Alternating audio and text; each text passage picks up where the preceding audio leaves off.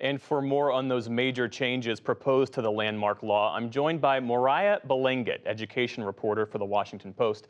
It's good to have you with us. And the Biden administration, as you know, in proposing these new rules today, they're effectively tossing out the Title IX rules introduced back in May 2020 by then Trump Education Secretary Betsy DeVos. And those were controversial because, among other things, they reduced schools' reporting responsibilities regarding sexual misconduct, and they strengthened the rights of the accused. So in what significant ways does this proposal, this new Biden proposal, depart from the current regulation? So one of the most significant things is that it offers schools a lot more flexibility. The DeVos rules were very prescriptive. So, for example, they required live hearings for to adjudicate, accusations of sexual assault, which meant that everybody had to be in the same room. Or in the case of after the pandemic, everybody had to be in the same Zoom room. And it created an atmosphere of intimidation for some people who were reporting, and they were concerned that people would not report because they did not want to go through that process. The proposed rules today allow schools to do that if they want to, but it does not require them to do it.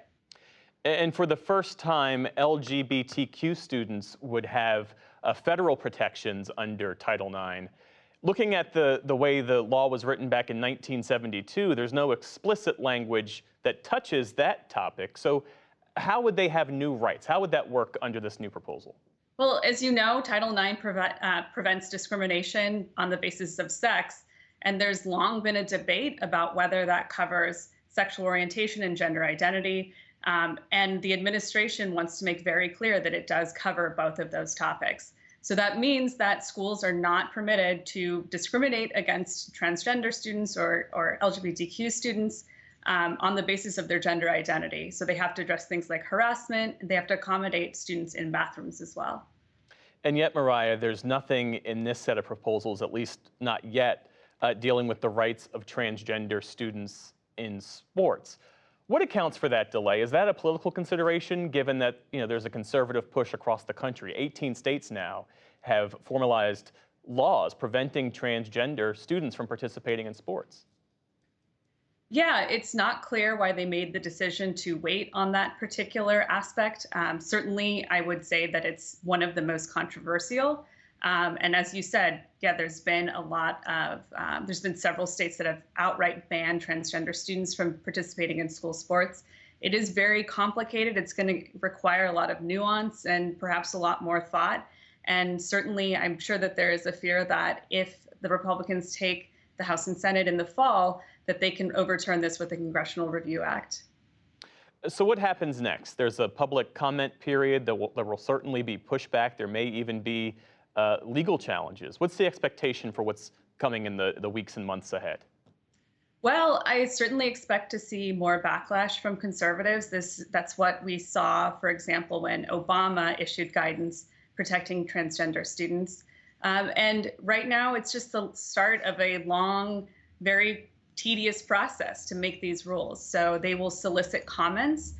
The last set of rules got over 100,000 comments. So I expect a lot of people to want to weigh in.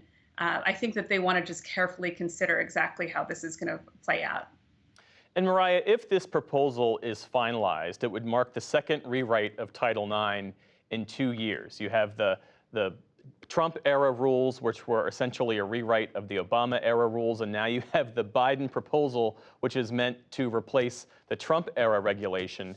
Give us a sense of the ping-pong effect, the whiplash effect that schools are likely facing right now. I mean, certainly this is a really complicated area of the law. It involves administrative procedures, it involves civil rights. But I think a lot of school administrators are going to be pleased that they actually have more flexibility under these rules, so that they can kind of make decisions about whether they want to have things like live hearings. They can decide what standard of proof they use, things along those lines. So I actually think that some administrators may view this in a positive light, even though it is changing things. Mariah Balingit of the Washington Post, thanks so much for sharing your reporting and your insights with us. Thank you for having me.